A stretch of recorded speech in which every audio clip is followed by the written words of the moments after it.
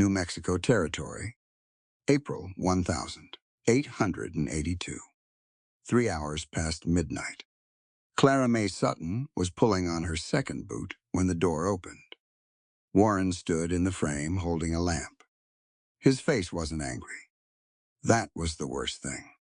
He looked at her the way a man looks at a problem that has already resolved itself before she could speak. His hand went straight to the front of her dress and pulled the document free.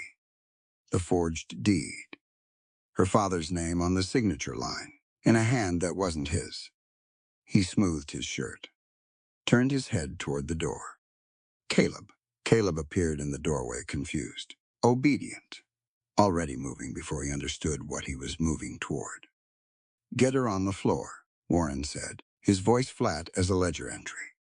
"She needs to understand who she's talking to. You are going to use the marriage to seal it." Clara's voice didn't shake. Her hands did. The land, the deed, all of it, just to close a transaction with Drace. And I was the instrument. Warren looked at her for one long moment. "You'll marry Drace on Saturday," he said. "And you will never speak of this again." Clara did not give them the floor. She gave them the window. 9 feet down into dead grass. Wrist open on the sill. Warren's voice falling after her from above, patient. Cold, unbothered, like he hadn't even been surprised. She got up, ran to the barn, loaded her father's revolver, with hands shaking bad enough to slow her down. Then she ran into the dark no-coat, one boot on the wrong foot, nothing in her hands but that gun. But in her head, every word of that deed, every number, every forged letter of her father's name still whole, still exact, still hers, just the way he made sure it would be. This is her story. New Mexico Territory, April 1882. The Sutton Ranch sits on 480 acres east of the Rio Puerco. Wide sky, red soil, spring grass coming in thick along the eastern fence line where her father spent 20 years doing things right. To a stranger, it was beautiful. To Clara Mae Sutton, it was a set of numbers. Fenced posts that needed replacing before the summer storms. Whether the east pasture could carry another 30 head, whether the winter feed would stretch. Her father taught her to see it that way. Edmund Sutton was not a soft man, but he was a fair one. He taught Clara to read land surveys before she could bake a biscuit. He sat with her at his desk in the evenings and walked her through legal descriptions, deed restrictions. The difference between what you own and what you merely hold. He was deliberate about it. Patient in a way he wasn't patient about most things. She asked him once why he bothered. She was 12 years old. He set his pen down and looked at her. The way he looked at things he'd already thought all the way through. "Clara," he said, "men can take your land. They can take your name. They can walk right into a room and take your voice out of it. But they cannot get inside your head and take out what you've already learned. That's why I'm teaching you, not to make you a bookkeeper. To make sure that no matter what comes after I'm gone, you will never be left with nothing." She didn't fully understand it then. She would. Edmund died of lung disease 2 winters back, in his final 3 days. He spoke privately with Clara, not with Warren, not with her other brothers. With her. They talked for hours about the land, the records, a tin folder behind the false bottom of the strongbox that she should know about, and never mention to a soul. She'd kept that instruction. The trouble started on a Tuesday evening at the supper table. Warren didn't look up from the coins he was counting when he said it. That was his way he delivered his worst news while doing something else. Like your reaction didn't quite warrant his full attention. "You'll marry Victor Drace before summer. I've already spoken with him." Nobody looked at Clara. Fletcher studied his glass. Caleb watched Warren. Warren watched the coins. Victor Drace was 56 years old.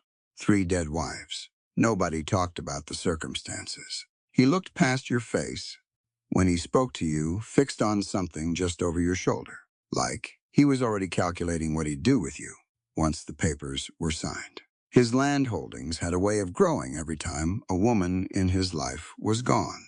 Nobody talked about that either. I won't, Clara said. Warren looked up, just briefly. You will, he said. Or you'll have nothing. No roof, no name, no legal claim to a single acre of what your father built. Papa built this for all of us. Papa's gone. He set a coin down on its stack. I'm not. And that was the end of the conversation. He'd decided before she spoke. She understood it. The way you understand when a column of numbers has already been totaled. Her input was never part of the calculation. She was the result, not the equation. She had 11 days to change the math. On the 11th night, she went into the study. Warren had been locking himself in there after midnight for 3 weeks. She'd noticed. She also knew where Edmund kept the spare key to every lock in the house. Warren had never thought to ask if that information existed. She opened the strongbox. Beneath the household records the expected things. The ordinary things was a land deed, 200 acres of eastern pasture. Her father's name on the signature line. She knew that signature, had watched him sign his name 10,000 times. The loop on the capital S, the way the T in Sutton leaned slightly left. The ink always pressing harder at the start of a stroke. Lighter at the end, the hand of a man who committed to the pen and relaxed into it. This signature pressed harder at the end. Someone had practiced it, gotten it close, not close enough. She read the document once, then again, then a third time, not because she didn't understand it, but because she was memorizing it. Every word, every number, the witness names, the notary seal, the dates, the boundary descriptions. Her father's voice in the back of her mind, steady and clear. Read a legal document the way a musician reads a score. Every note matters. Every rest matters. Nothing is there by accident. She understood the scheme completely by the time she reached the final line. Victor Drace wasn't marrying her. He was completing a transaction. The marriage was the legal mechanism. Her signature on a certificate would seal the land transfer and make it uncontestable. She wasn't the bride. She was the instrument. She folded the document, tucked it inside her dress against her skin, replaced the strongbox exactly as she'd found it, locked the study, walked back to her room. She sat in the dark and thought about what she had, what she needed, and whether she could afford to wait until morning. She decided she couldn't. She was pulling on her second boot when the door opened. Warren stood in the frame with a lamp. His face wasn't angry. It was something worse. He already knew. What happened in the next 90 seconds? Clara would spend years deciding how carefully to remember. Warren reaching for the front of her dress. Caleb appearing in the doorway, confused, obedient.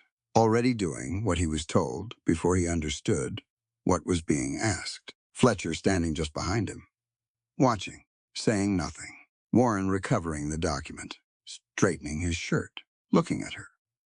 The way a man looks at a problem that has resolved itself. You'll marry Drace on Saturday, he said, and you'll never speak of this again. No, she said. Something moved in his face. Get her on the floor, he said to Caleb. She needs to understand who she's talking to. Clara did not give them the floor. She gave them the window, 9 feet, 1 second in the dead grass.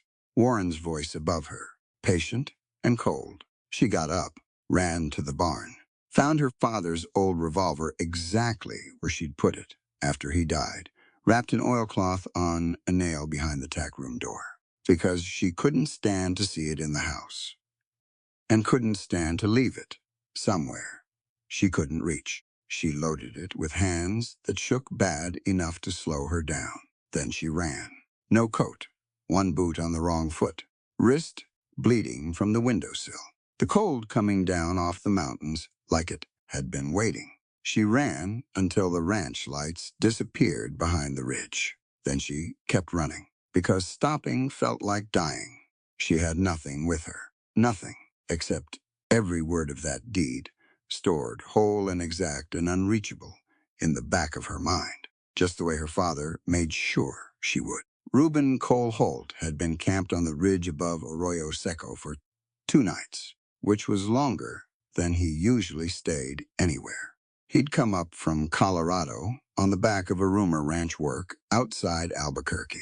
Good pay, steady enough. The rumor had dissolved the way rumors do, quietly and without apology. And now here he was, ridge above a creek, fire smaller than he'd have liked. No particular reason to be here, and no particular reason to be anywhere else. That was the situation. Had been the situation for 3 years. He was finishing the last of his coffee when he heard the horse. Not his horse, his mare, was picketed to the scrub pine 20 feet away, and she was fine. This sound came from the slope below, off to the north. A horse in distress has a specific quality to it. Reuben had been around enough of them to know. He set down the tin cup and listened. There it was again. He went down with a lantern.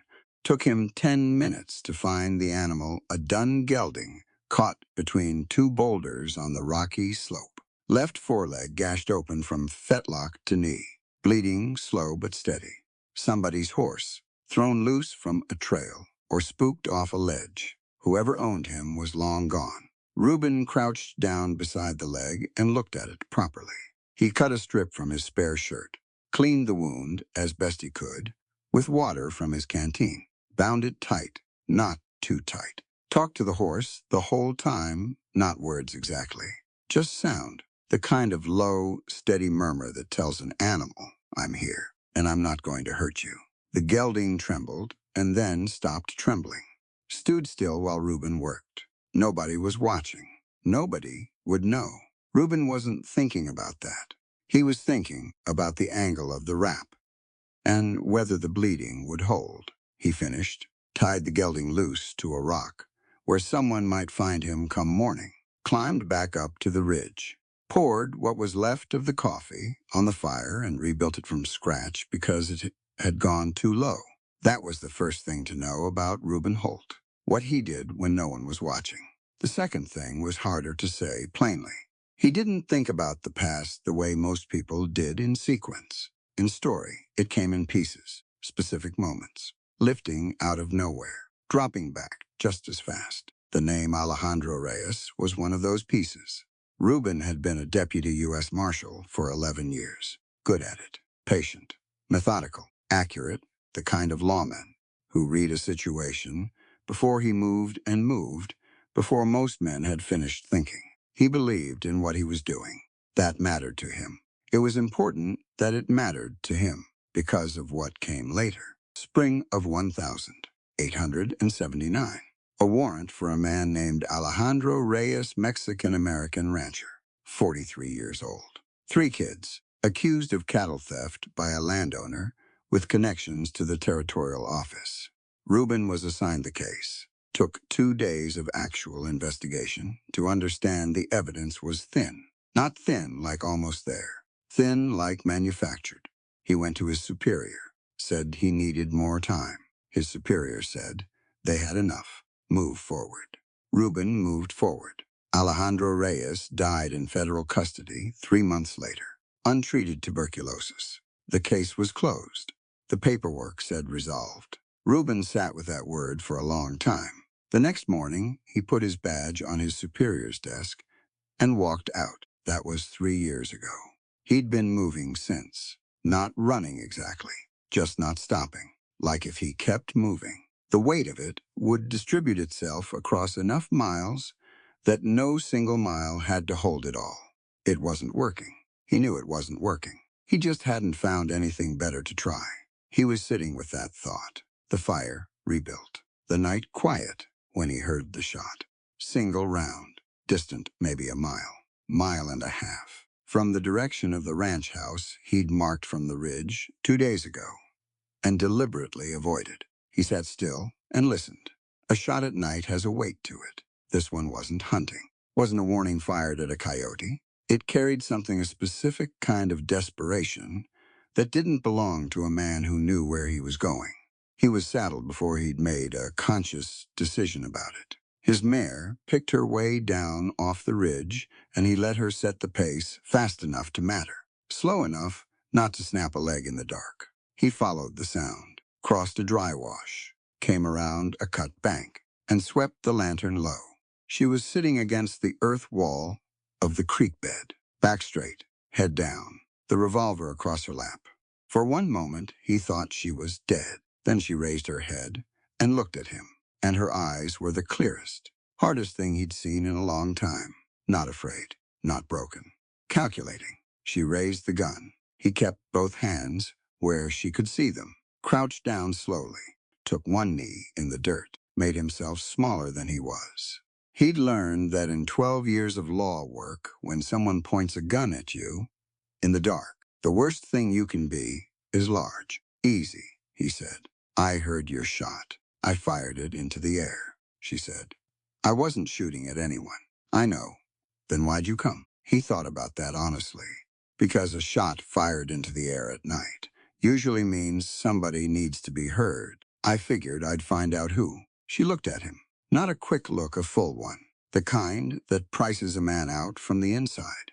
Counts his faults and his intentions and how much trouble he's likely to be. He let her do it. Didn't move. Didn't explain himself further. You're not one of my brother's men, she said finally. I don't know your brothers. You will, if you stay near me. That a threat or a warning? Something moved across her face. Didn't quite make it to a smile, but lived in the same neighborhood. Both, she said. I'm Reuben Holt. I've got a camp up on the ridge. Fire, blankets, some food. No conditions on any of it. I don't know you. No, ma'am. You could be worse than what I'm running from. Could be, he agreed. But I'm not. And in about 40 minutes, you're going to stop shaking. And when the shaking stops in this kind of cold, the cold's already won. She looked at him for another long moment. My name is Clara May Sutton, she said. My brother Warren will come after me. He won't stop. All right. I'm not asking you to fight him. I know. I just need somewhere warm long enough to think. I can manage that, he said. She moved the revolver from her lap to her waistband, not away, just repositioned. Closer and faster, and she stood. He watched her wince on the left ankle, brought the mare alongside without being asked. Clara took the reins, not his hand, and pulled herself up. He walked. They went up the ridge in the dark, and he said nothing, because there was nothing useful to say. And he'd learned a long time ago that noise was not a thing as comfort. At camp, he built the fire higher and handed her a blanket without making a production of it, set it down near her, and stepped back. Let her take it or not. She took it. He brought water, set food within reach, then went to check the mare's picket, even though the picket didn't need checking, just to give her space to eat without being observed. She ate the dried beef without waiting to be invited, and without apologizing for it. He noticed that. There was something practical about her, that he recognized. She wasn't performing helplessness, and she wasn't performing toughness. She was just what she was, and what she was kept adjusting to whatever was in front of it, steadily, without fanfare. After a while, she said, to the fire. He forged my father's signature. Reuben said nothing. On a land deed, 200 acres. He was going to use my marriage to make the transfer legally final. A pause. I found the document. He took it back. Do you remember what it said? She looked up at him then. Every word, she said. My father didn't teach me to read legal documents for decoration. Reuben held her gaze for a moment. Then it's not gone, he said. She looked back at the fire. Something shifted in her face, not much, not visibly, but it was there. No, she said quietly. I suppose it isn't. She slept later, eventually, wrapped in the blanket near the fire. He noticed and filed it away as significant that the gun stayed in her waistband rather than her hand. Not put away, just not gripped. He fed the fire and watched the dark and didn't sleep.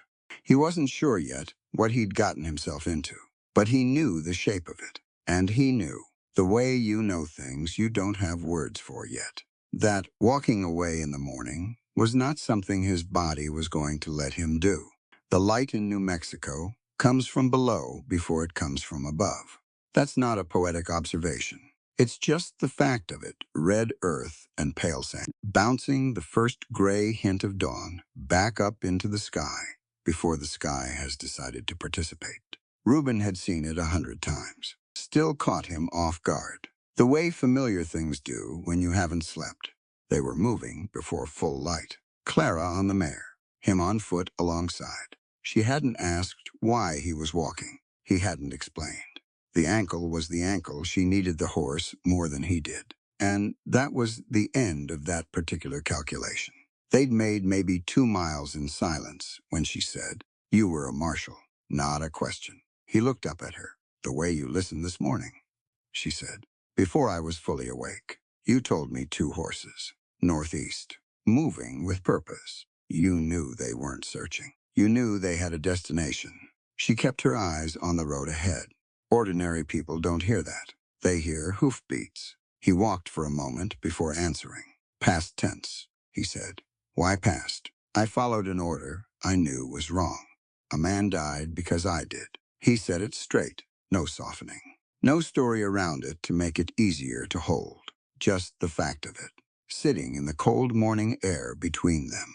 Clara was quiet for a stretch of road. "Did you do anything about it?" "After I resigned." "That's not doing something about it. That's stopping the damage to yourself." It wasn't cruel. The way she said it, it was accurate. The way a level is accurate, when it tells you. The floor isn't flat. It's not judging the floor. It's just reading it. He didn't have an answer.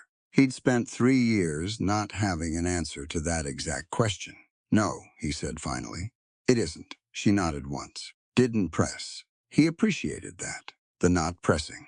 He'd been around enough people who confused silence with agreement and kept talking to fill it. Clara left the silence alone.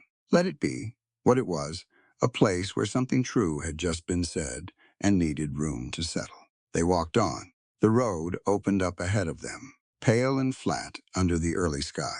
They were maybe 5 miles from Silver Creek when Reuben heard it. 2 horses, northeast, moving with purpose. "Caleb and Roe," Clara said, before he could speak. She'd heard it too. "Warren sends Caleb first. Doesn't tell him more than he needs. Because Caleb talks when he's scared. Roe is there to keep him on task. You know them well. I spent 22 years studying them. When you're the only woman in a house full of men who've decided what you are, you learn to read fast." Reuben was already looking east, not for escape routes, for geometry. He'd learned that in the war. It wasn't about running faster than whatever was behind you. It was about angles, position, the difference between being seen and being found. Scar Canyon, half-mile east. "I know it," she said. "Narrow going in, open south. They'd have to string out or slow to a walk through the narrows, one at a time. Only if they know which way we come out the south end, do they?" "Caleb doesn't know I'm going to Harriet Beaumont in Santa Mira," she said. "Warren didn't tell him that." Warren doesn't tell Caleb anything he might accidentally say. "Then go east." Now she turned the mare without another word. He caught the stirrup and swung up behind her, and the mare surged forward into a run. Horses always know when it's serious, and this one knew. And the canyon walls rose up on either side, red and close, and the light went narrow, and the sound of the horses behind them softened and then faded. They came out the south end 40 minutes later. He dropped off immediately and walked alongside. The mare was done. Running, she moved in a staggering walk, breathing in long, steaming pulls. Clara leaned forward and said something quiet to her. He didn't catch the words. He didn't need to. 2 hours before she needs to stop, he said. "I know. They'll figure out where we went." "Yes. I'm not telling you what you don't already know. I'm thinking out loud." She glanced down at him. Something in her expression, not quite approval, not quite amusement. Something in between. "Then think out loud about Silver Creek," she said, "because that's where we need to be by tomorrow morning." They stopped in a shallow draw when the mare truly needed rest. He unsaddled her, rubbed her down with a blanket. Clara sat on a flat rock and ate the last of the food from his pack without apology or ceremony. The sun was angling down. "Can I ask you something?" she said. "You can ask. This morning, when we heard Caleb behind us, you didn't draw your gun." "No. Why not?" He kept working the blanket across the mare's flank, because drawing a gun is a decision that belongs to the moment after every other option is gone. Once you pull it out, the situation changes. Can't go back from that. He paused. Most situations don't actually need a gun. They need patience and a decent read on the terrain. She was quiet for a moment.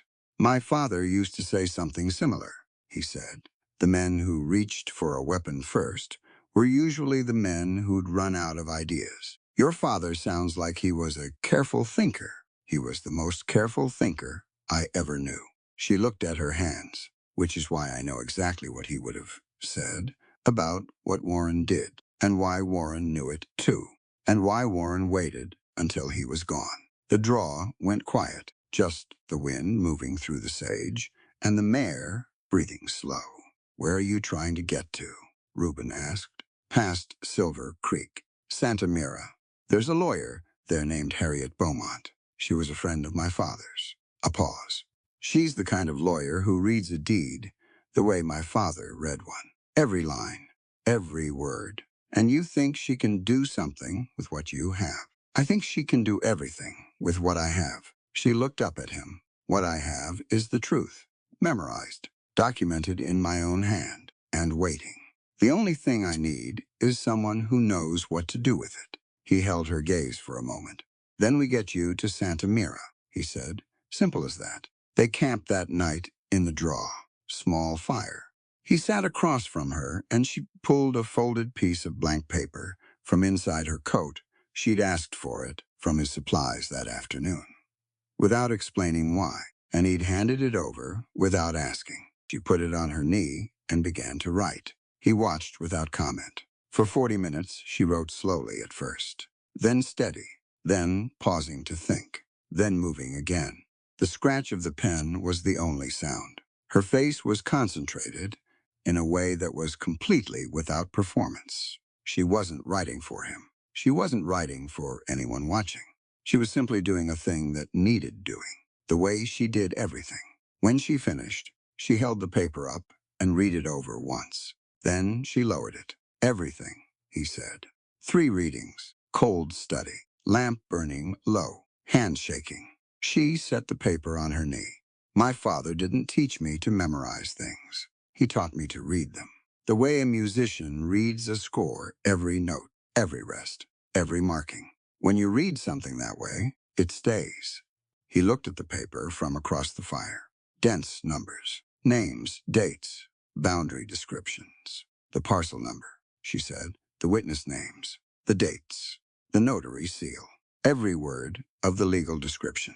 She looked at the flames. "Warren took the original, but he cannot reach into my mind and take out what I put there." Reuben reached across and held out his hand.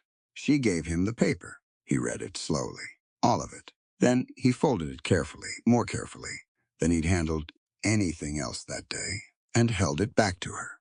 "Keep that on your person," he said. "I know, not because I said so, because you already know what it's worth." She took it, tucked it back inside her coat. "Yes," she said, "I do. Later, much later, when the fire had burned down, and the draw was dark and quiet," she said without looking at him. "Caleb won't hurt me. If we see him, I need you to know that, all right? He's 21 years old, and he has never once formed a thought that didn't start with someone else saying it first. He's not Warren. Don't treat him like Warren. That's your call," Reuben said. "Not mine. I know it is. I'm telling you in advance, so there's no confusion in the moment." He nodded. He understood that kind of preparation, saying the necessary things while there was still time and quiet to say them. He'd done it before engagements in the war. You named the things that needed naming before chaos made naming impossible. "Noted," he said. She was quiet for a moment. "Thank you," she said. He didn't say "you're welcome." It would have diminished something about the moment. He said, "Get some sleep. Tomorrow's long." She slept. The gun stayed in her waistband, not in her hand, he noticed. He didn't remark on it. He fed the fire and watched the dark until it started going gray. Silver Creek was a railroad town. and railroad towns had a specific quality to them. Everyone in it had a reason to be somewhere else, or a reason not to be asked where they'd come from. The Livery on the South End, a hotel that didn't require a last name, a telegraph office with a man in it who'd learned that the less he knew, the better he slept. 3 saloons, a church whose minister preached every Sunday on the welcoming of strangers, which was the kind of sermon that got preached in places where strangers were regularly in need of being welcomed and regularly in no condition to explain why. Reuben and Clara rode in mid-morning, not together in any formal sense, just moving in the same direction, which was its own category. He didn't take her arm. She didn't introduce him.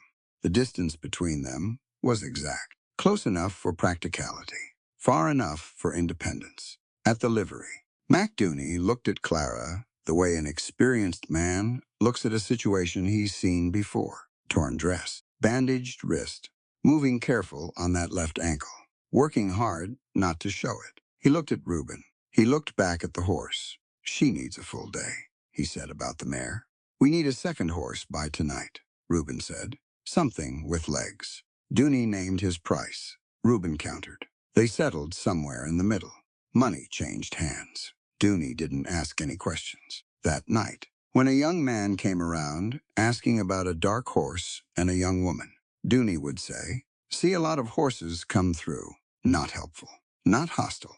Just nothing." It wasn't bravery. It was the smallest possible decent thing, made by an ordinary man in an ordinary moment. And the story would not dress it up into anything larger than what it was. Sometimes that's all right and wrong comes down to the smallest possible decent thing, whether a person does it or doesn't. The Pruitt Hotel was 2 streets over. Agnes Pruitt opened the door before they knocked, 66 years old, face like weathered timber, eyes that had retained every piece of information they'd ever received. She looked at Clara, really looked, the way some women look at other women in certain situations. Not with pity, and not with surprise, but with a kind of flat recognition. She had seen this before. She had been this before. 1 room or 2, she said. 2, Clara said, before Reuben could speak. Agnes handed over 2 keys. Didn't comment. Supper at 6. Breakfast at 5:30. We'll need hot water, Clara said. And if you have a needle and thread, I'll send Delia up. That was the whole conversation. Clara's room was small and cold, and the most private space she'd occupied in 3 days. She sat on the edge of the bed and let herself feel the ankle for the first time, without an audience. It was bad. Not broken. She knew the specific language of broken things from a childhood fall, but badly sprained, swollen hard inside the boot. She worked the boot off with both hands and had to press her lips together when it finally came free. A knock. Delia, 16. Agnes's girl, with a bucket of steaming water, a cloth, a small sewing kit, and a message delivered in the flat tone of someone repeating instructions. Precisely. Mrs. Pruitt says soak it before you wrap. She says it hurts less that way. Mrs. Pruitt's seen this before, Clara said. Mrs. Pruitt's seen everything, said Delia, and left. Clara soaked the ankle, wrapped it, cleaned the cut on her wrist, sewed her dress at the torn shoulder, 3 stitches, tight and even. She looked at her hands afterward. Steady, both of them. She was still sitting with that steadiness taking quiet inventory of what she had left, what she needed, what the next move required when she heard, faintly through the floorboards, the sound of boots on the front steps. She was at the door in seconds, ear pressed to the wood. Young woman, dark horse, came in this morning. I'm her brother, here to bring her home safely. Caleb, she knew his voice before the second word. Too loud, too fast. Warren's words in Caleb's mouth, like a jacket borrowed from someone larger the shape, was right, but nothing fit quite right underneath. Agnes's voice came back flat as a plank. Don't have any young women here. Fitting that description. Ma'am, I have reason to believe I said what I said. A pause. Clara pressed closer. I can make it worth your time. Caleb tried. Financially, Agnes was quiet, long enough that Clara could hear the specific quality of it, the kind of quiet that gathers itself up before it speaks. "Young man," Agnes said, "I've been running this hotel for 24 years. In that time, I've learned to recognize two kinds of men who come to my door after dark. The kind who come to collect a debt, and the kind who come to collect a person. A beat. I don't help either kind. Now, get out of my dining room. Boots on floorboards. Front door. Quiet." Clara waited 3 full minutes before she moved to the window and looked down. Caleb was standing on the street below with James Rowe. They were talking low. Caleb looked up at the hotel windows, at the warm squares of lamplight, and for a moment he just stood there, looking up. The way someone looks when they're trying to figure out something that isn't coming clear. She stepped back from the glass. That night, Agnes came downstairs and found Clara in the kitchen. Not an accident. Clara had come down because she couldn't sleep and wanted the warmth of the stove. Agnes appeared 10 minutes later in a housecoat, poured herself a cup of coffee from the pot that was always kept warm, and sat down across the table. She didn't ask why Clara was there. They sat in the lamplit kitchen and didn't speak for a while, and the silence was the comfortable kind. Not uncomfortable, not tense. Just two people in a warm room while the night did its work outside. After a while, Agnes looked at the window. "In 1861, she said, to no one in particular. "I left a man in Missouri. Didn't have a gun. Didn't have a plan. Didn't have a friend within 3 states. She lifted her cup, set it down. "Didn't have a single thing except my 2 feet and the direction away from him." She was quiet for a moment. Turned out that was enough. You string together enough hours, one direction. You end up somewhere different than where you started. She didn't look at Clara when she said it. Clara didn't answer. They sat in the kitchen until the coffee was gone, and then they each went to bed. It wasn't a speech, wasn't advice. It was just a woman saying, "I know what this is," in the only language available to her, which was her own story, offered without strings, in a warm room at the end of a hard night. That was all. That was everything. Clara was pulling on her boots the next morning, early when she passed the small cantina on the way to the telegraph office. Music from inside, not the festive kind. The kind a person sings when they're alone and sad and can't say it directly. She went in. Corner table, a woman, late 30s. Dark hair with early gray. Hands wrapped around a coffee cup, going cold. Not looking at anyone. Not looking at anything much. The man behind the counter said the name before Clara asked. "Rosa Vargas. Comes in sometimes. Keeps to herself." Clara sat down at the same table. Rosa looked at her. "You're a Sutton," Rosa said. "I knew your father." It wasn't a long conversation. Neither of them was a woman who padded things out with extra words. Rosa told it plainly 4 years ago. A man named Chester Webb had come to her, represented a company out of Santa Fe. There were documents. There were signatures. There was land she'd spent 12 years building that was no longer hers by the time the dust settled. "I had no lawyer," Rosa said. "I had no one who knew the right language. And when it was over, I was quiet about it. Because she stopped. Because you didn't think anyone would believe you," Clara said. Rosa looked at her hands. "Because I didn't think it would matter if they did." That landed in the air between them. "I have a lawyer in Santa Mira," Clara said. "A good one. A woman." "Yes." Rosa absorbed that. Outside, the street was starting to fill with morning noise horses. Voices, the distant clang of the smithy. The company name, Clara said carefully. On Chester Webb's documents. Was it territorial, holdings, and development? Rosa went very still. "Yes," she said. "The notary on the documents. Do you remember the name?" A pause. "Pendleton," Rosa said. "W.R. Pendleton." Clara felt something go cold and precise inside her chest. Not fear. Recognition. "That's the same notary on our deed," she said. "The same company. The same pattern." She looked at Rosa directly. "You're not the only one, and I think there are more." Rosa was quiet for a long time after that. "I've been silent 4 years," she said. eventually, because I thought that's what survival looked like. She looked up. But maybe the silence is exactly what they needed me to give them. She didn't say yes right then. But something had changed in her face. A door that had been sealed shut for 4 years was standing open. Just a crack. Clara didn't push. She left the door where it was. Some things you can't be persuaded into. You have to see them yourself, and then decide. 2 in the morning. Agnes unlocked the kitchen door without a word. She handed Reuben a cloth-wrapped package, cornbread, and salt pork for the road, and watched them go into the alley with the expression of a woman who had done this calculation before and was comfortable with the answer it kept giving her. The second horse was waiting at Dooney's livery, a roan gelding, tall, with the kind of stride that covers ground efficiently, saddled and ready. Reuben had arranged it that afternoon without saying anything about it. Clara rode her own horse for the first time since the night of the window.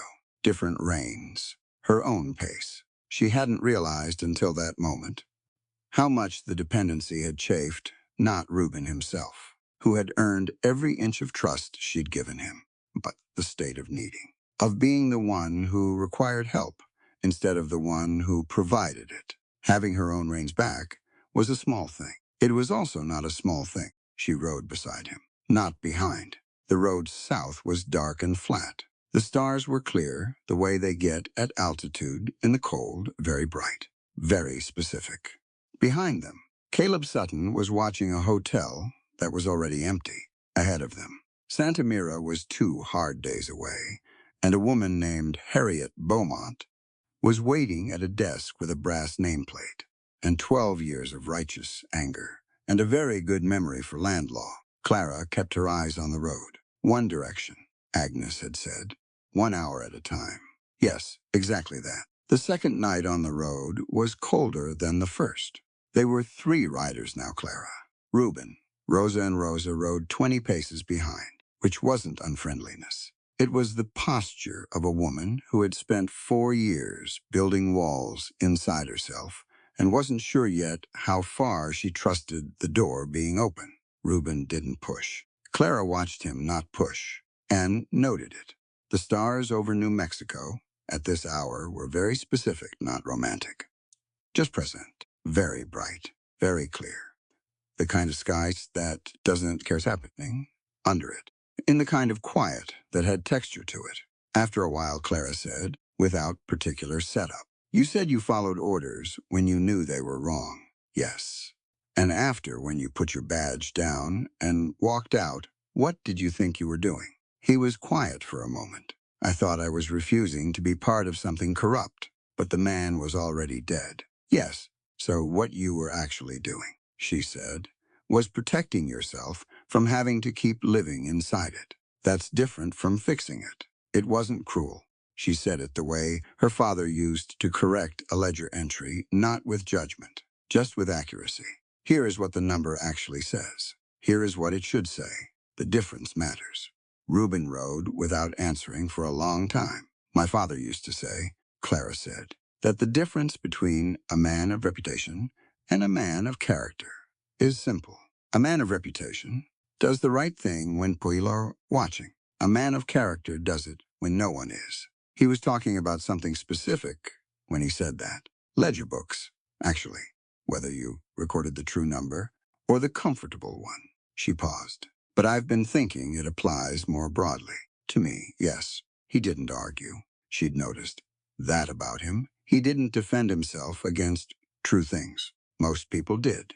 They buried a true thing under 10 other things until you couldn't find it anymore. Reuben just let it sit there and looked at it. That was its own kind of courage, she thought. The quiet kind that didn't announce itself. They rode on. Rosa was still behind them, a steady dark shape against the darker sky. "I don't know how to fix it," Reuben said. "Eventually. The Reyes situation. I don't know what fixing it would even look like." "I don't either," Clara said. "But I know that knowing you don't know is a different place than where you were 3 years ago. That's something. Not much. No, but it's the beginning of something." And beginning is what's available right now. She kept her eyes on the road. He kept his eyes on the road. And somewhere in the dark behind them, Rosa Vargas listened to two people talk about the cost of staying quiet and what it took to stop, and didn't say a word, but moved her horse a few steps closer. Santa Mira on the third afternoon. The roan had thrown a shoe 12 miles out, 4 hours lost, while a farrier in a small settlement worked fast and talked slow. They came into town as the light was going gray, businesses pulling in their boards for the evening. The streets quieting down to the people with nowhere particular to be. Court Street, a narrow building. Brass shingle by the door, tarnished but legible. H. Beaumont, attorney at law, no first name, no title, just the initial and the job. Harriet opened the door before they knocked. 59 years old, white hair flat against her head, wire-frame spectacles, a vest the color of February sky, buttoned all the way up. She looked at Clara, torn dress, wrapped wrist, left shoulder sitting higher than the right from compensating for the ankle, and something crossed her face, brief and controlled, almost painful. She got it under control before it became visible. Almost. Clara, she said. Come inside. She looked at Reuben. This is Reuben Holt, Clara said. He's the reason I'm standing here. Harriet extended her hand. Then I'm in your debt. Mr. Holt, you're not, Reuben said. She did the hard part. Something shifted in Harriet's expression. A small revision, like a woman adjusting her read of a situation that turned out to be more interesting than expected. She stepped back, locked the door, poured 3 glasses of water without asking if anyone was thirsty, sat down and folded her hands. Tell me everything, she said. Nothing out of order, nothing omitted. So Clara told her, all of it. The marriage announcement, the strongbox, the forged deed, the flight through the window, the canyon, Silver Creek, Agnes, Rosa, the reconstructed document, word for word. From memory, she laid it out the way her father had taught her to present information, most important facts first, supporting details in sequence, nothing embellished, nothing left out. Harriet listened without writing a single thing down. Hands folded, face still. When Clara finished, the office was very quiet. The notary name, Harriet said.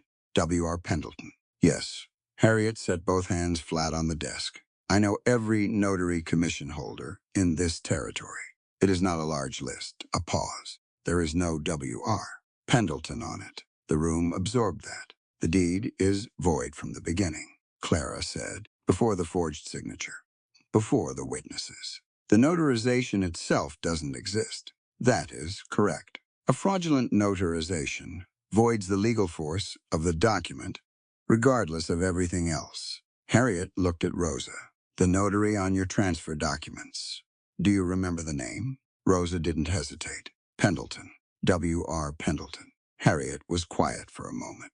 The quiet that meant something was being assembled behind her eyes. Sit down, she said to all 3 of them.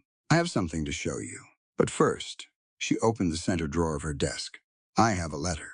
The envelope was old enough to have gone soft at the corners. The handwriting on the front was in faded ink. Clara recognized it before Harriet said a word. Her father's hand, unmistakable.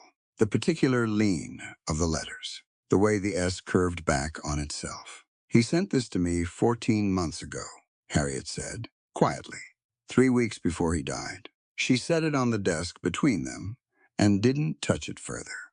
The front read, Harriet Beaumont to be opened only when my daughter comes. Clara picked it up. Her hands were steady. They'd been steady through 3 days of hard riding and cold and being chased across open country. And she noticed, somewhat distantly, that they were still steady now. She opened the envelope, unfolded the 2 sheets inside. She read. Edmund Sutton had known. Not everything, but enough. He'd noticed the pattern, same as Clara had. Neighboring ranches, widows or sole female inheritors. Men appearing with documents and patient explanations and offers that weren't quite offers. He'd started pulling land records, cross-referencing dates. He'd seen a draft transfer document with his own name on it as authorized signatory for land he'd never agreed to sign away. He'd started building a file. He'd sent what he had to Harriet Beaumont, the one lawyer in the territory he trusted completely, and told her to hold it. My illness may be natural, the letter read, or it may not be. I cannot prove which, but I know this. Clara, if you are reading this letter, you found what they were building before they could finish building it. You did exactly what I knew you would do. I am not surprised. I am not worried about you. I am sorry I'm not there to see it. She read the last line. Your head is the only safe I ever built that no one else holds a key to. Everything important is inside it. Trust what I put there. Clara set the letter down. She looked at the lamp flame. She had been holding herself upright by will, alone for 3 days, not performing strength, actually using it, like fuel, burning through the reserve. She hadn't known she was drawing from the running, the cold, the canyon, the hotel, the road. She had kept moving because moving was the only option that made sense, and she had kept her voice level because there was no one she could afford to fall apart in front of. She was still holding herself like that when it gave. Not all at once, not dramatically, just a small, quiet giving. Her hand came up to cover her mouth. Her eyes closed. The sound she made was small and private and completely her own, not performance, not weakness, just grief. Finally arriving in the room it had been waiting outside of for 3 days. Please, she said, to no one, to the air, to her father who was not there. Please don't. The rest of it didn't form into words. It didn't need to. She sobbed 3 times. 4. The specific sob of someone who has been given, all at once, something they didn't know they needed, the confirmation that they were seen, that someone who loved them had known, had prepared, had believed. Then she pulled herself back, slowly, the way a tide pulls back, not gone, just repositioned. She took her hand from her mouth, opened her eyes. The lamp was still burning. The room was still there. Rosa placed one hand on Clara's arm, light, brief, there and then not there, like offering something and releasing it at the same time. Harriet did not move. She sat with the stillness of a woman who had learned, over a long life, that some silences were not hers to fill. In the hallway, on the other side of the closed office door, Reuben Holt heard what he heard. He did not open the door. He sat down on the floor against the wall, back straight, and he stayed there, not guarding, not waiting to be needed, just present in the particular way that said, without any words, that the door was not going to be left unattended. He stayed until the office went quiet. Then he stayed a little longer. When Clara had gathered herself back into working order, not smoothed over, not erased, but gathered, Harriet poured a second glass of water and told her own story, plainly, without sentiment, the way you read a case file aloud. I filed my first application for bar admission in 1,866, rejected. Filed again in 1,869, rejected. Filed in 1,872, rejected with a written note from the presiding judge quoting scripture on the appropriate sphere of women. She cleaned her spectacles. Filed suit in federal court in 1,874. One in 1,876. 10 years total. She put the spectacles back on. People ask why I didn't stop. Same answer every time. Because I was right. Being right is sufficient reason. Nothing else required. She looked at Clara directly. Your father prepared you for this. You walked out of that house with the evidence stored in your own mind, traveled 3 days on a sprained ankle in the cold, and sat in that chair and gave me a complete account in perfect order. A pause. Now help me build the case. Rosa leaned forward from the corner chair and spoke, carefully at first, then steadier. What happened 4 years ago? Chester, Webb, the documents, the signed papers, the land that was no longer hers. She stopped once, at the part about her son. He was 9, she said. They told me There would be complications for him at the school in town if I didn't cooperate. I didn't know if they could do what they were threatening. I couldn't risk finding out. She looked at her hands. He's 13 now. I don't want him growing up with a mother who kept quiet about what was done to us. The office was very still. Harriet wrote. The pen moved steadily. Outside the window, Santa Mira was going about its evening. Quiet streets, lamplit windows, the distant sound of horses on the main road. Inside, 3 women were building something, carefully, from what they had, which, it turned out, was quite a lot. Morning, Harriet's office. The map came out after breakfast. It was large, the full territory, pinned to a board behind the desk. 6 marks on it in red, spread across 4 counties, like points on a compass that was pointing towards something specific.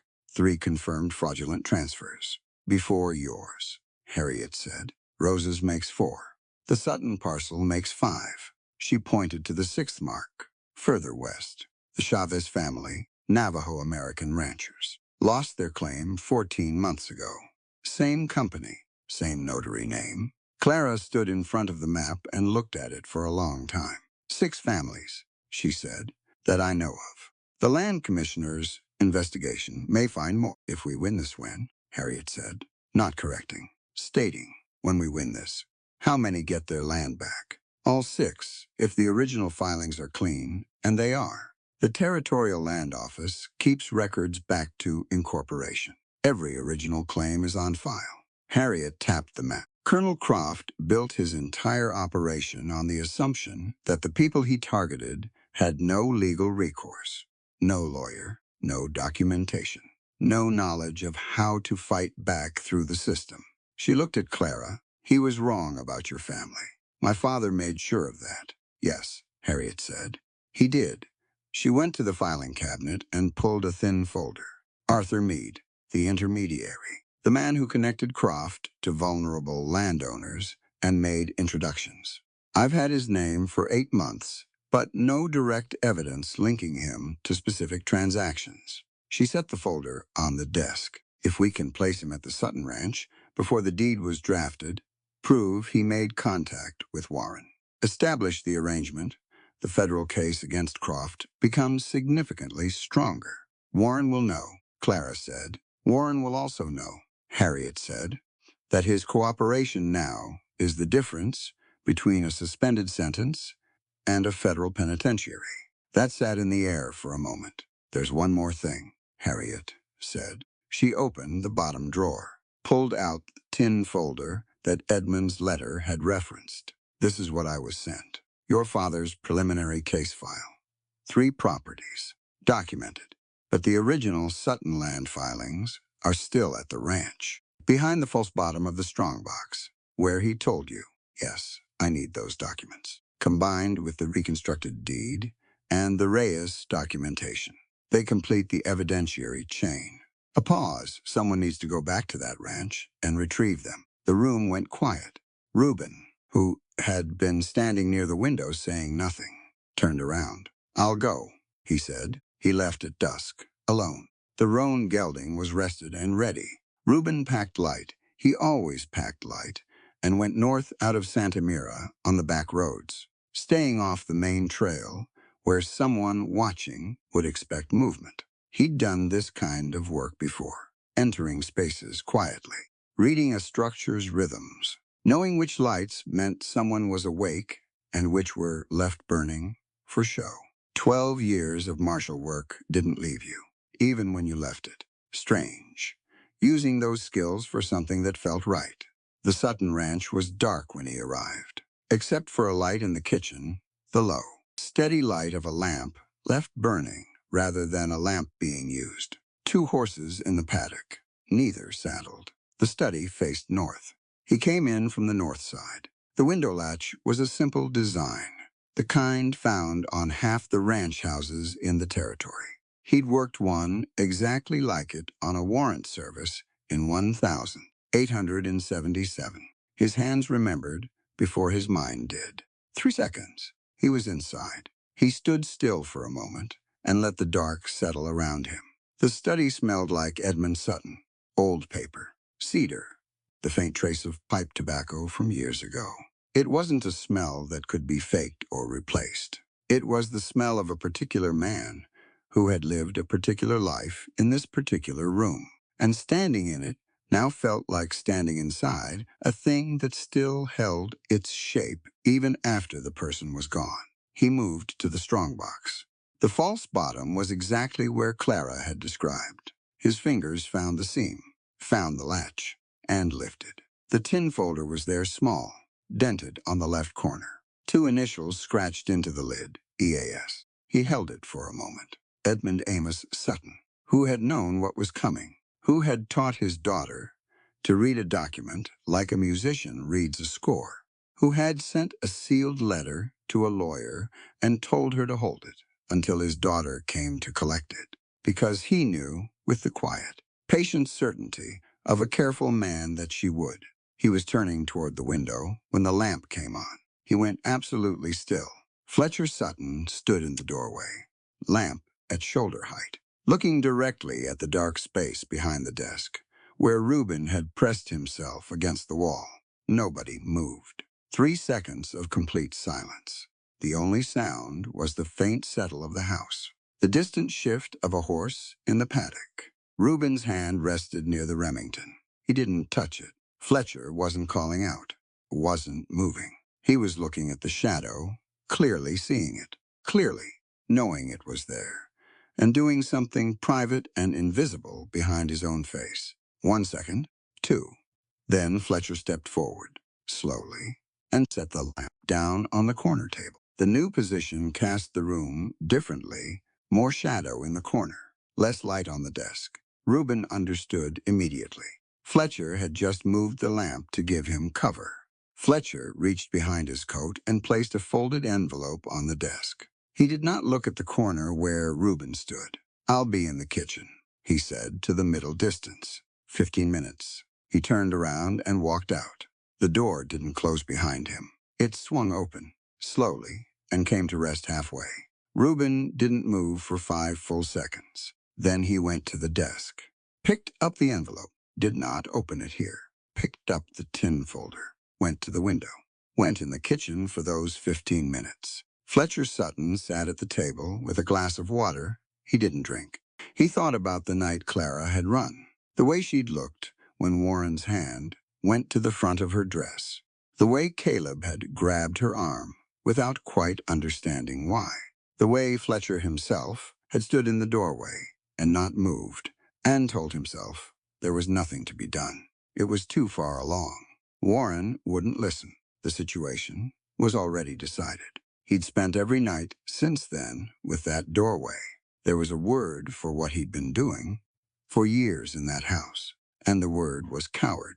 Not cruel, not evil, just coward, which was its own specific kind of harmful, because cowardice wrapped in good intentions felt so much like reasonableness that you could live inside it for years without seeing it clearly. He saw it clearly now. He didn't know if the envelope made up for anything. He didn't think it did, but it was what he had, and it was real, and it was true. And giving it to whoever came for that folder was the smallest possible decent thing he could do. He was done with doing nothing. 15 minutes came and went.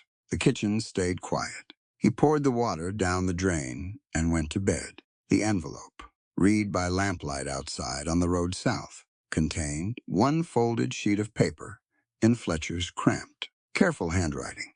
The witness names from the deed, both confirmed. The notary name confirmed. A note that the second witness, T.H. Aldgate, had been brought in by Warren from out of county and paid $50 for the signature, and one name at the bottom, with a note, Arthur Meade, Santa Fe. He came to the ranch 6 months before the deed was drafted. I heard the conversation. He told Warren the ranch was going to fail. Said he had financial intelligence about the cattle market, about coming price collapses. He was lying. I didn't know he was lying then. I do now. One final line, in smaller writing, as though Fletcher hadn't been sure whether to include it. I knew it was wrong when it happened. I stood in that doorway, and I didn't move. I don't know if this makes that better, but it was the only thing I had that wasn't nothing. Reuben read it twice, folded it carefully. He thought about standing in a room and knowing an order was wrong and following it anyway.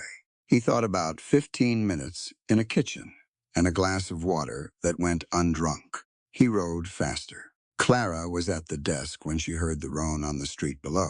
She was at the door before he knocked. He held out the tin folder without preamble. She took it, opened it, her father's handwriting on every label, every tab, every carefully indexed document, the original land filing, the survey records, the boundary descriptions, all of them, everything. Her hands were completely steady. She held the folder for a moment that was almost exactly long enough. Then she handed it to Harriet, without looking away from Reuben. "Is that enough?" he asked.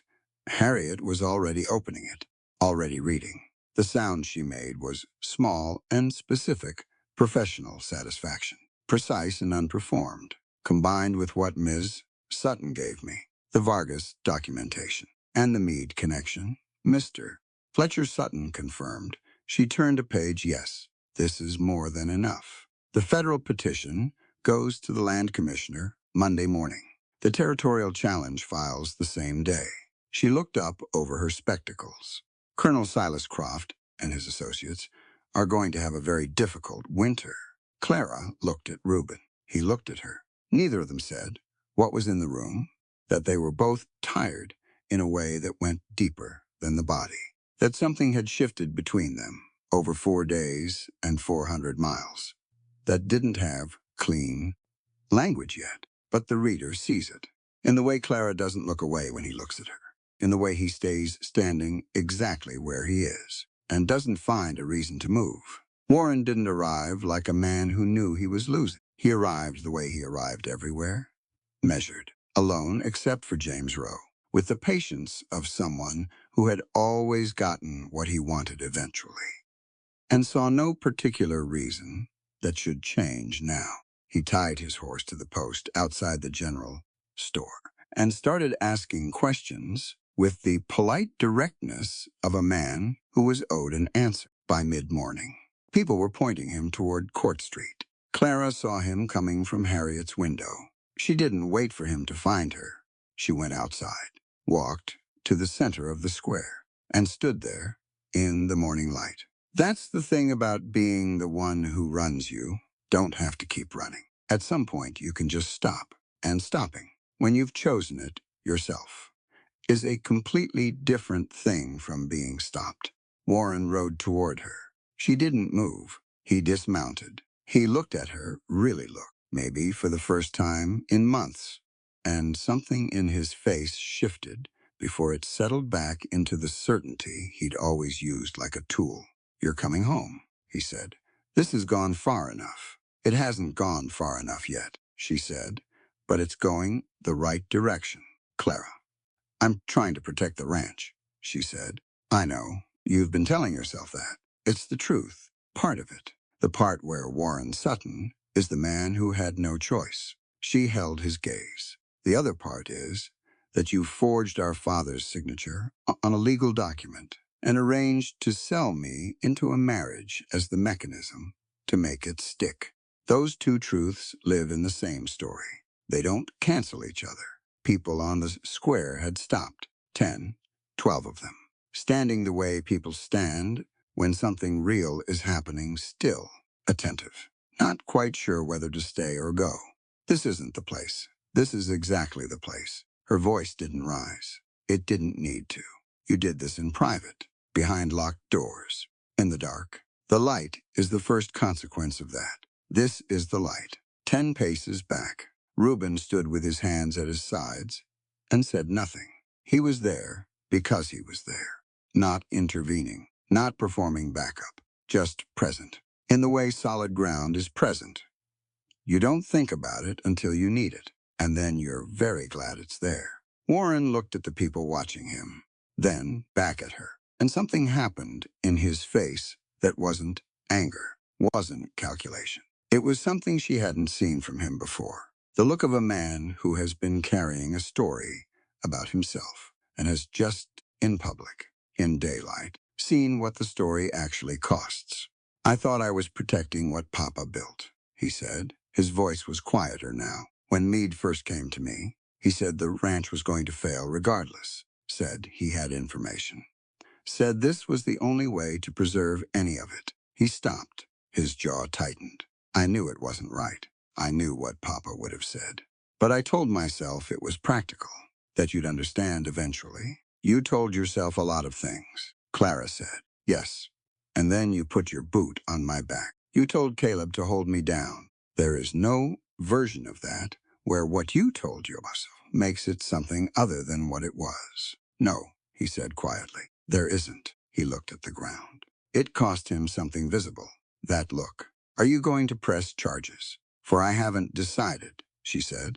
That decision will come from the right place. Not anger. Not mercy. When I make it, it'll be mine. She held his gaze one final time. You have until Friday to contact Harriet Beaumont about cooperation terms. After that, the federal investigation moves forward with or without you, and the outcome is considerably worse. Without you. He didn't answer. He got back on his horse. He rode out the same direction he'd come, without looking back. Clara stood in the square until he was gone.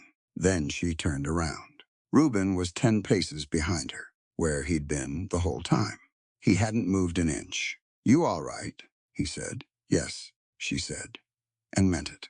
That afternoon, she told him she was going back to the ranch herself. Not a request, just a statement. There was a letter in her father's desk from Arthur Meade to Warren, written 6 months before the deed was drafted, that she'd seen once and hadn't read carefully because she hadn't known yet to read it carefully. She knew now. Reuben said no, not apologetically, just no. Croft knows where we are. He'll have someone on that road. Then I go at night. Claire, this is my land, my case, my fight.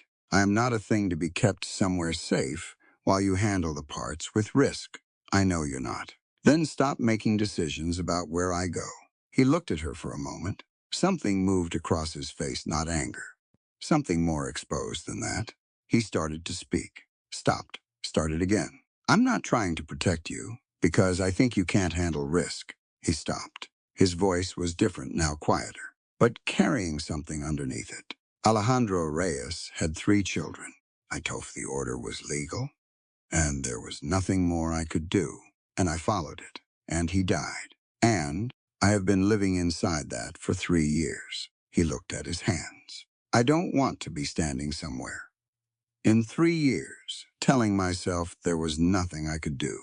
The room went very still. Clara looked at him for a long moment. That isn't about me, she said finally. That's about you. I know. You don't get to make decisions for me in order to manage your own conscience. I know. But I hear what you're saying. A pause, and I'll be careful. They didn't speak for 4 hours. The silence wasn't hostile. It was the particular quiet of 2 people who have said true things to each other and are sitting with the weight of having said them. When they did speak again, something had shifted between them, not away, but deeper, like an argument that, instead of driving 2 people apart, shows them the exact shape of the place where they are still figuring out how to be honest with each other. That was its own kind of closeness. Late afternoon. The livery stable on the south edge of Santa Mira. Reuben was checking the roan's new shoe when he heard the door. A young man stood at the entrance, 22 or so. Dark eyes, standing with the particular posture of someone who has made a decision and is not unmixing it, hat in both hands. Are you Reuben Holt? I am. My name is Miguel Reyes. A pause, letting it land. Alejandro Reyes was my father. Reuben set down the hoof pick, stood up straight. He looked at this young man who had ridden here without being asked, without being summoned, who had tracked down an address from a letter sent months ago and made whatever journey it took to stand in this doorway. He did not look away from him. I know who your father was, he said. I read your letter 3 times, Miguel said. What happened? What you knew. What you did and didn't do. He wasn't angry in an explosive way. He was angry in the organized way, the way a person is, when they've been sitting with a thing long enough that the feeling has gone from fire to iron, solid, shaped, enduring. I didn't come here to forgive you. I didn't ask you to. I came because my father deserved to be remembered by the man who caused his death, not avoided, not forgotten, remembered. The livery was quiet around them. The horses shifted in their stalls. Outside, the afternoon light was going amber. I remember him, Reuben said, every day. The way he looked when I put the handcuffs on him. He wasn't afraid. He was tired, like a man who'd been fighting something. He couldn't win, and the fighting was finally over. He stopped. I knew the evidence was wrong by the second day. I went to my superior. He said, "Move forward." And I moved forward. And I have not been able to make that balance in 3 years. Because it doesn't balance. It just doesn't. Miguel looked at him. A long, level look. "You're right," he said. "It doesn't balance. That's not how this works." He put his hat back on. The letter told my family what actually happened to him. Nobody told us the truth for 3 years. That's not forgiveness, but it's not nothing either. He turned to go, then stopped. "If there's a federal case being built about official misconduct," he said, without turning around, "my family would give testimony. We've been quiet long enough." He walked out into the amber afternoon. Reuben stood in the empty livery for a long time. He had spent 3 years telling himself that walking away was the honest response to what he'd done. That removing himself from the system was its own kind of accountability. That the drifting was somehow the price. It wasn't the price. It was just absence. Presence was the price. Staying, saying the true thing, doing the small specific actions that didn't fix anything, but didn't leave nothing in their place either. He went to find Harriet Beaumont. He told her there was a family she needed to know about, that they would testify, that he would provide a written account of his own involvement in the original arrest if the federal investigation required it. She looked at him for a moment over her spectacles. "That took courage," she said. "No," he said. "It took a 22-year-old man standing in a doorway and not looking away." That evening, late, Clara found him at the low wooden bridge at the south edge of Santa Mira. He was looking at the river, narrow, dark, moving fast. She stood beside him. They didn't speak right away. "Just watch the water. After tomorrow," she said, "what do you do?" "I've stopped asking myself that question," he said. "It assumed that here was temporary, a place to leave. Is it?" He thought about it, honestly, really thought about it.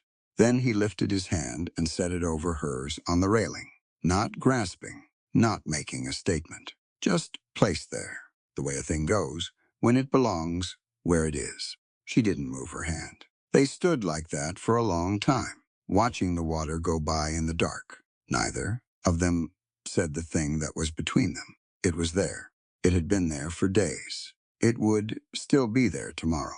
Some things you can trust to hold their shape. Colonel Silas Croft did not arrive in a hurry. That was the first thing. Unhurried men were dangerous. Men, they had already decided how things were going to go, and they were simply allowing time to catch up to the decision. He came in a hired coach, well-dressed, silver-haired, the kind of man who looked at home everywhere he went, because he'd spent 60 years making everywhere go the way he wanted. 2 lawyers from Santa Fe rode with him. 3 other men, not lawyers, rode behind. He requested a meeting with Harriet Beaumont at his hotel. Harriet wrote back the same afternoon. 1 paragraph. Polite. Complete. No. So the next morning he came to her office. He stood on the sidewalk because she didn't invite him in. That was intentional on her part, and they both knew it. A man standing on a public sidewalk is not a man in control of the room. Miss Beaumont, though I understand the impulse." He looked at her with the patience of someone who had been obeyed his entire life, and found disobedience more interesting than alarming. "There may be a misunderstanding here that we can resolve quietly, without involving federal agencies. I'm prepared to discuss Colonel Croft," Harriet said. You ran a 7-year fraud operation across 6 families who had no lawyer and no reason to expect that a man of your standing would do what you did. There's nothing to discuss. The filing goes to the land commissioner Monday morning. She closed the door. Clara had been watching from inside. She turned from the window. He came himself, she said.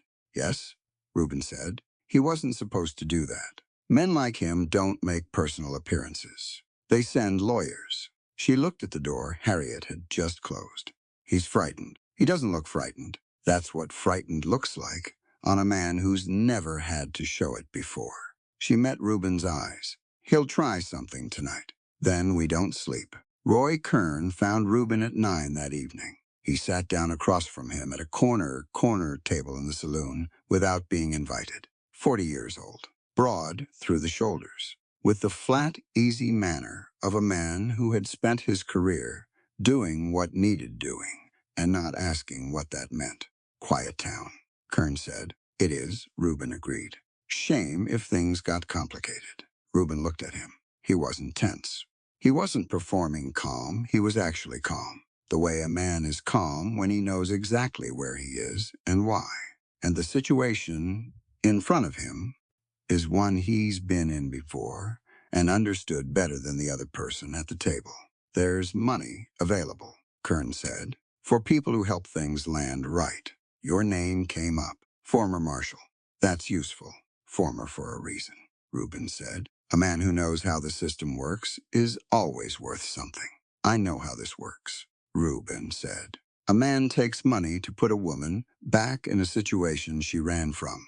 He's not working. He's participating. He picked up his glass. You know the difference between a man who carries a gun because he believes in something and a man who carries one because he gets paid. Kern said nothing. The man who gets paid always does the math first. Your math is off right now. The federal filing goes in Monday morning regardless of what happens tonight. Anything Croft is offering you expires in 72 hours. After that, everyone associated with him carries the association. He set the glass down. Go back. Tell him the numbers changed. Let him decide. Kern looked at him for a long time. Really looked the assessment of a man trying to find where the weakness was, where the edge was, what could be leveraged. He didn't find it. What he found instead was a man sitting with both hands visible and nothing to prove, and no intention of moving. Kern stood up, put his hat on. You're either very smart, he said, or very stupid. Been both, Reuben said. Right now, I know which one I am. Kern left. Real strength doesn't announce itself. It doesn't draw first, and it doesn't posture. It sits at a table with its hands visible and refuses to be moved. That's all. Sometimes that's everything. Caleb came the next afternoon, alone, without Roe, without any instructions from Warren about what to say. He stood outside Harriet's office for 10 minutes before the door opened. Clara opened it. She'd seen him from the window, standing there with his hat in his hands. And she'd made the decision herself about whether to go to him or wait. She went to him. He looked diminished in some way that had nothing to do with his physical size, like the structure holding him up had been partially removed. I didn't know how to stop it, he said. I never Warren always. I don't know how to. He stopped, started again. I held your arms, he said. I did that. Yes, she said. You did. I didn't think I know you didn't. That's part of it. Caleb, not thinking. Just doing what you were told and calling it not your fault. He looked at the ground. What do I do? Tomorrow morning, 9 o'clock, Harriet Beaumont's office. You tell the truth about everything you saw and everything you did and everything you didn't do. All of it. Nothing held back. She paused. Then you let the law decide what that means. And after. After is its own question. But you can't get to after without going through tomorrow morning first. He nodded. Not the automatic nod, not Warren's nod. Traveling through Caleb's head and coming out his neck. Something that cost him a little. Something that was actually his. All right, he said. That was the beginning. Not forgiveness. not resolution.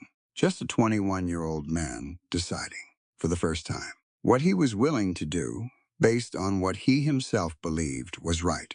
That's where adulthood actually starts, not at a birthday, at the moment you stop waiting to be told. Monday morning, the Territorial Land Office courtroom in Santa Mira.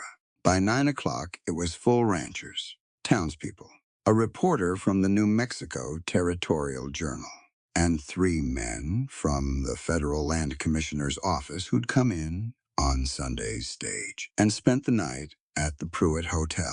Judge Marcus Tilden presided, 61 years old, patient, methodical, with the expression of a man who had long since stopped being impressed by anything except honesty and evidence. He had seen enough theater in 30 years on the bench to last him several lifetimes. He had no patience for it. Croft sat at one table with his lawyers, composed, still the chess player, still reading the board. But he was working harder than usual to look relaxed. And working hard to look relaxed was its own kind of tell. Clara sat beside Harriet. Rosa was 1 row back. Reuben was in the last seat on the right, back row. He was there because he wanted to be. That was all. Harriet presented the case the way she did everything, without drama, without ornamentation, without a single wasted word. She walked Judge Tilden through the evidence the way a careful doctor walks you through a diagnosis. Here is what we know. Here is how we know it.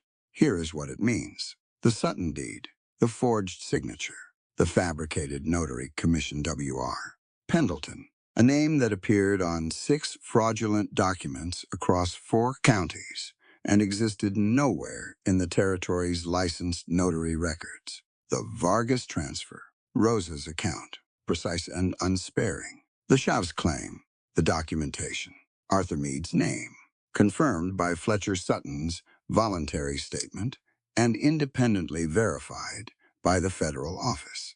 Edmund Sutton's preliminary case file, the work of a careful man who had seen what was building and run out of time. And Clara's reconstruction of the deed, every word, every number, every name, corroborated against the original land filings, line by line. When Harriet finished, Judge Tilden was quiet. He looked at the papers in front of him. He looked at Croft's table. Counsel for Colonel Croft will respond. Croft's lead attorney was competent. He questioned the reliability of a memorized document. He suggested Rosa's account was financially motivated. He challenged the chain of custody on Edmund Sutton's files. Then he produced a name.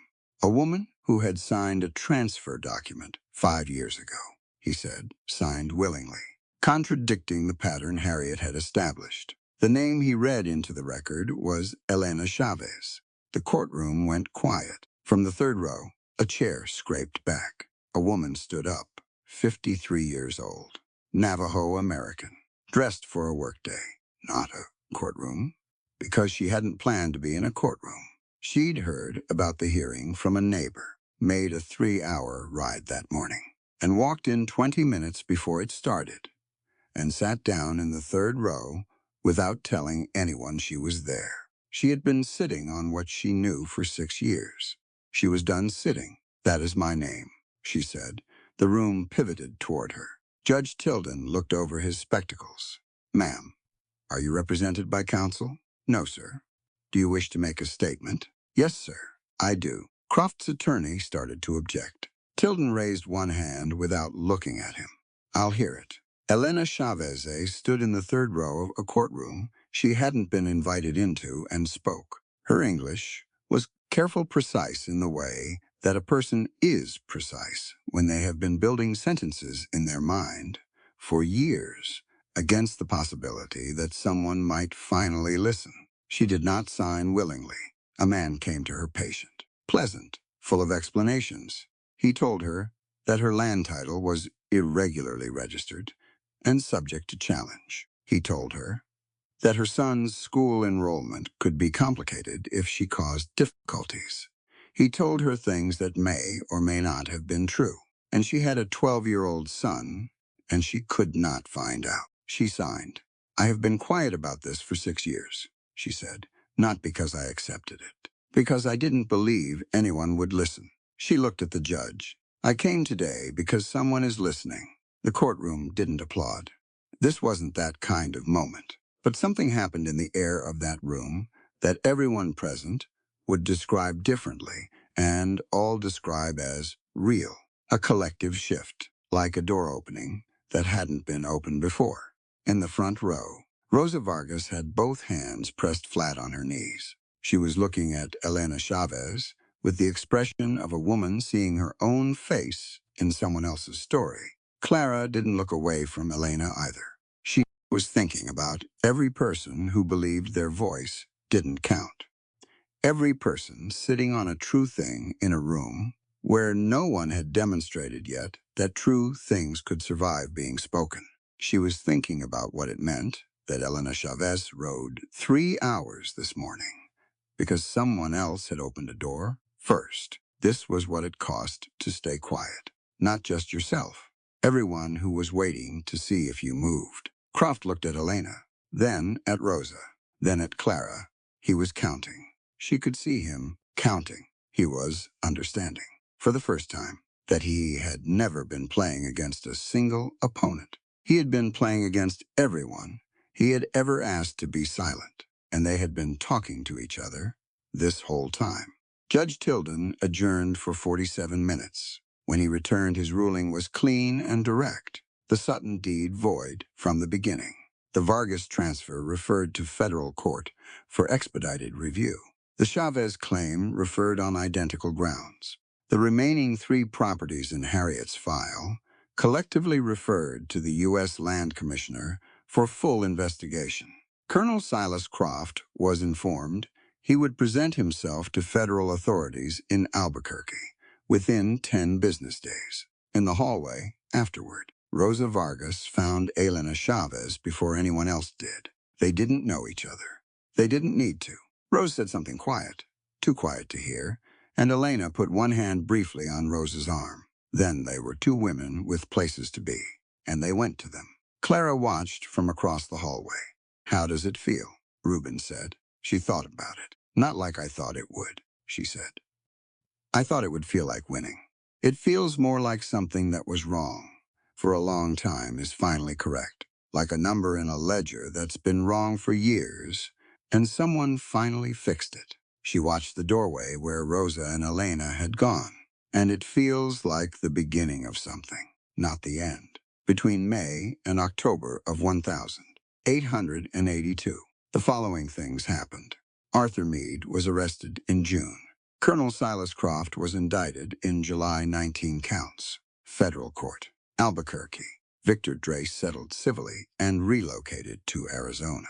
By September, all 6 land claims had been returned to their original owners.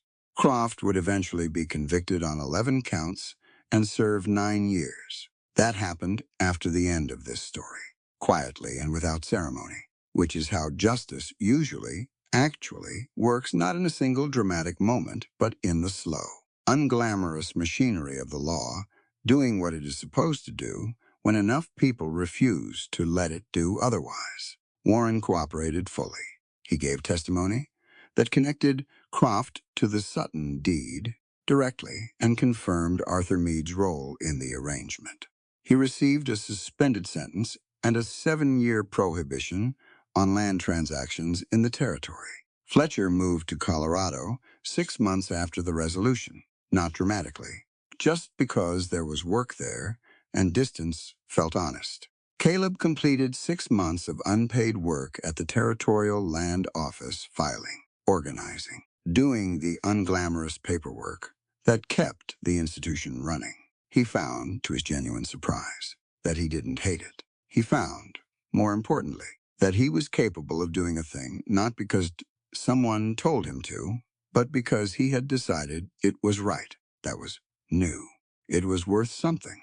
Rosa Vargas got her land back in August. She stood at the eastern fence line of her property 4 years since she'd stood there, and stayed for a long time without moving. Then she went inside and made coffee and took stock of what needed rebuilding.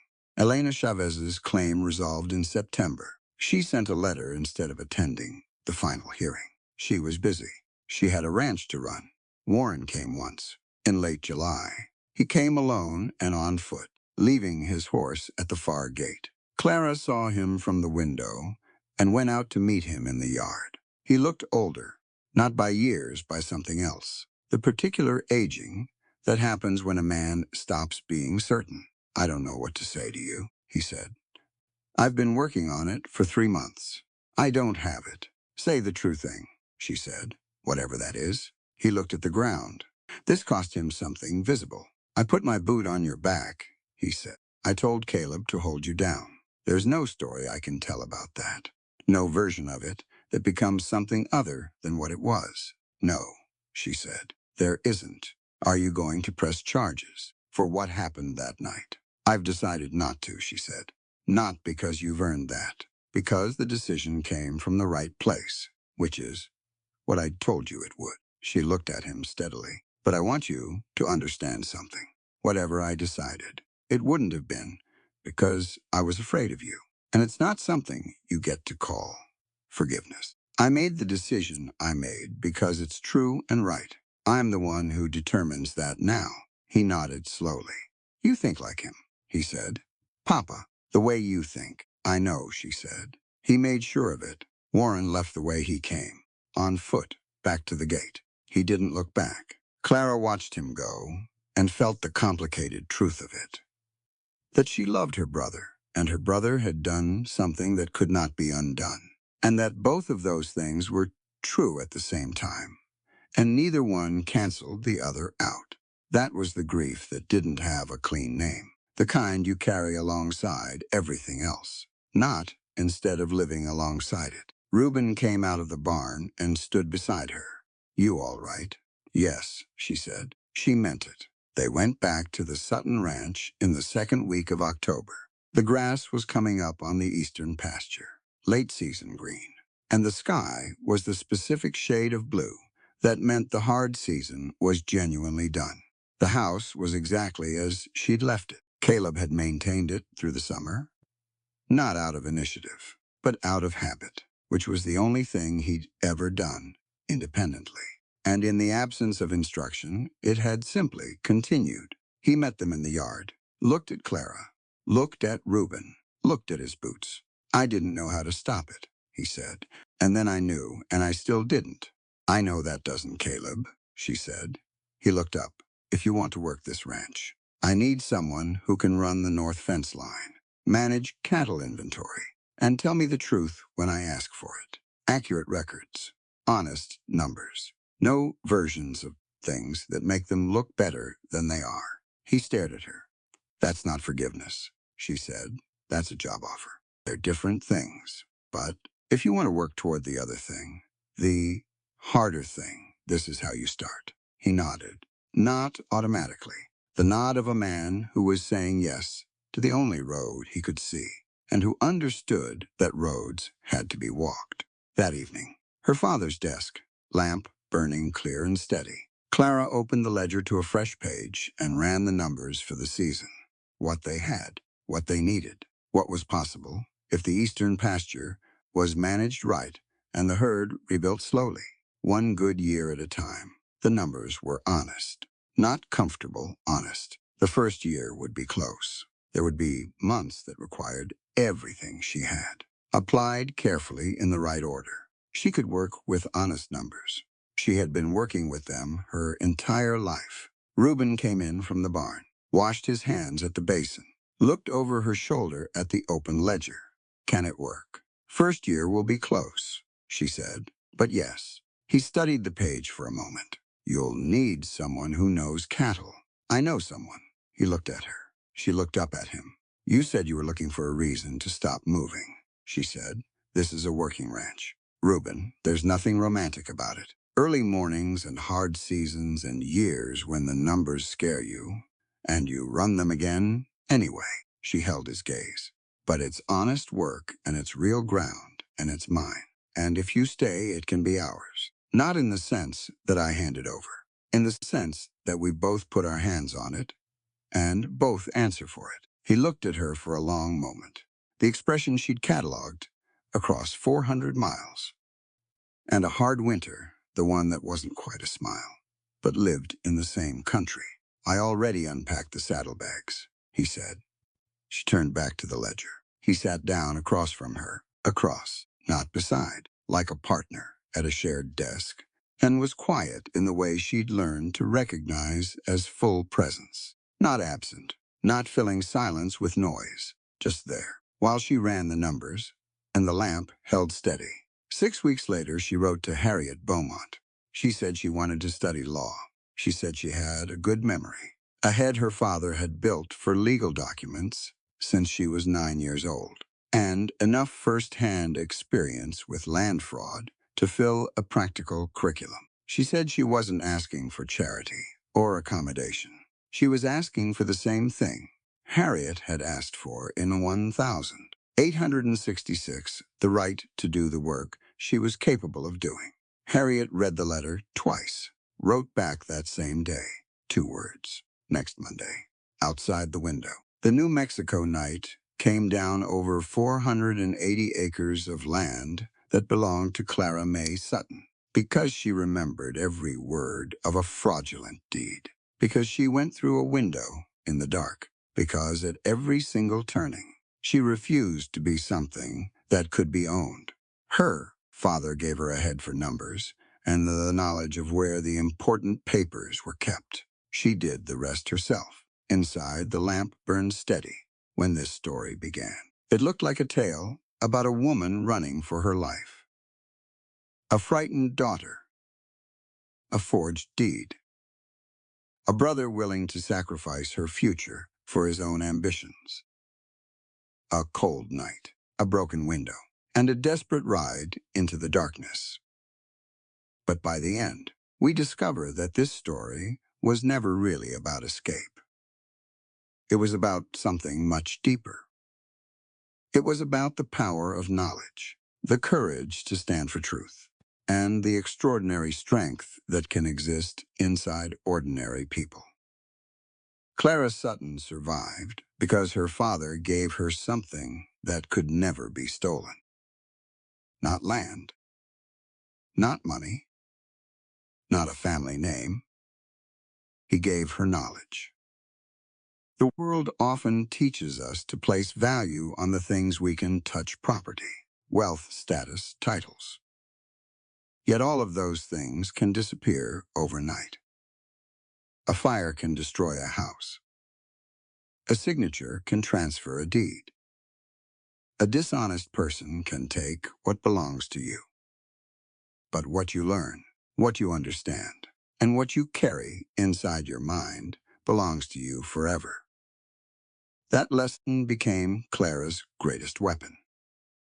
When the document was taken from her hands, the truth remained safely stored in her memory. When powerful men tried to silence her voice, they discovered they could not erase what she knew.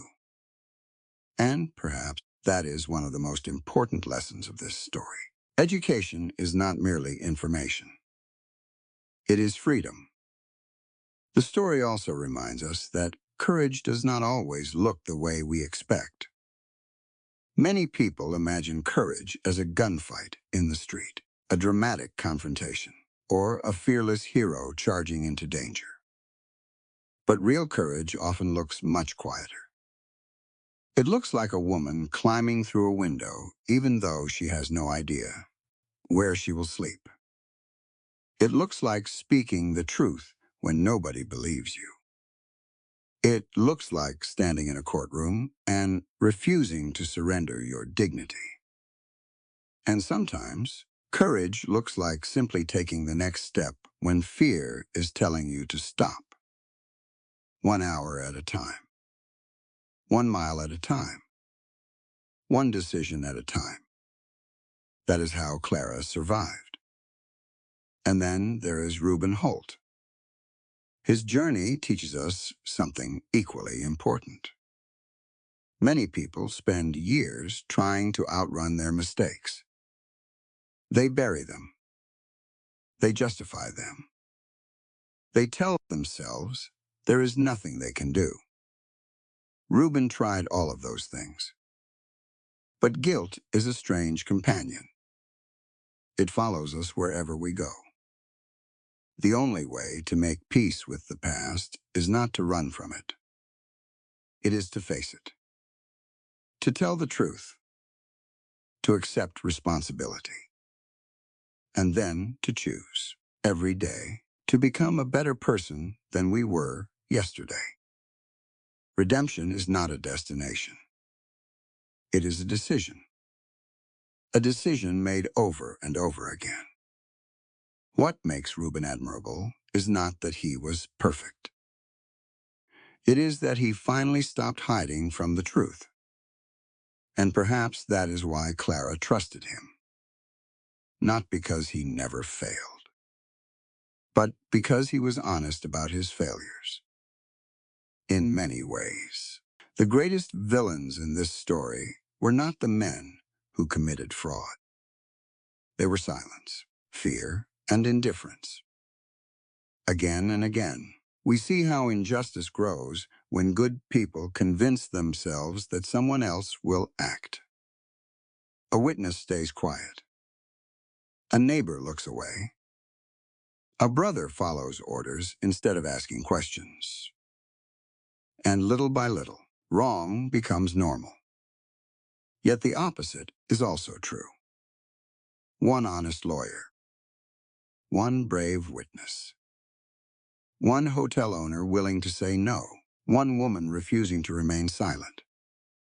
One man choosing to stand beside her. Small acts of courage have a way of changing entire lives. By the end of this story, Clara does not win because someone rescues her. She wins because she discovers her own strength. The people around her help. They support her. They stand beside her. But the choice to keep moving forward belongs to her alone. And that may be the most beautiful lesson of all. The strongest people are not those who never break. They are the ones who keep going after they do. Thank you for sharing this journey through the American West with us. If Clara and Reuben's story touched your heart, remember this: your circumstances do not define your future. Your past mistakes do not have to define your future. And no matter how difficult the road becomes, truth has a remarkable way of finding daylight. Sometimes all it takes is one brave step, then another, and another. Until one day you look back and realize you are no longer running from your life. You are finally living it. And that is where every great Western story truly ends. Not with victory, not with revenge, but with hope. Thank you for watching. Here on this channel, we celebrate the spirit of the American West. Stories of cowboys, resilience, compassion, family, motherhood, and the quiet acts of kindness that change lives forever.